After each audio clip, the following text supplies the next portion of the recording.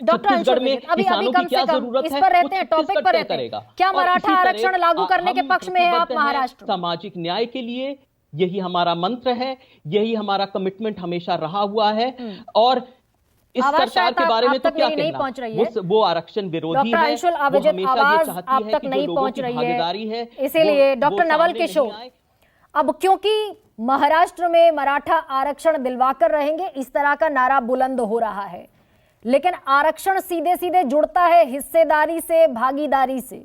बिहार में आपने उसकी शुरुआत कर दी, जातिगत सर्वेक्षण करा दिया, लेकिन क्या पूरे देश में जातिगत सर्वेक्षण के आए बगैर, जातिगत जनगणना हुए बगैर, ये आंकड़े आए बगैर कि किसकी कितनी हिस्सेदारी है, ये आरक्षण सिर्फ पॉलिटिकल गिमिक बन गया क्या?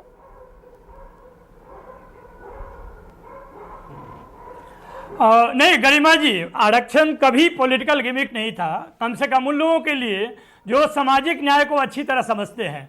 और आप ये देख सकते हैं कि मंडल कमीशन जब लिख रहे थे तो उन्होंने उसमें दो बातों का जिक्र किया है। पहली बात का जो जिक्र किया है मंडल कमीशन में कि अगर आंकड़े वैज्ञानिक होते तो हम और स्पष्ट तरीके से अनुशंसा करने में सफल होते।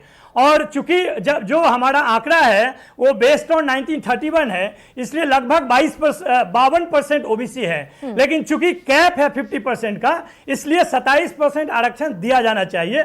और मंडल कमीशन में कम से कम 40 उन्होंने अनुशंसा की है, जिसमें कि एक सरकारी नौकरियों में आरक्षण की बात थी।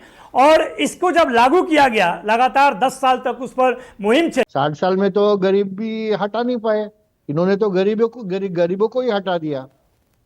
और क्या नैतिकता लेके बात करते हैं। और अभी जो हमारे आरजेडी के प्रवक्ता थे वो संघ परिवार के बारे में बात कर रहे। संघ परिवार नॉन पॉलिटिकल है, संघ परिवार सोशल एक्टिविज्म में है। संघ परिवार की आप तुलना नहीं कर सकते। संघ परिवार जहां पे भी देश में आपत्ति आती है, संघ परिवार वहां पहुंचता है। तो आप लालू प्रसाद यादव और आपके टीम को हमारे साथ ठीक है, नॉन पॉलिटिकल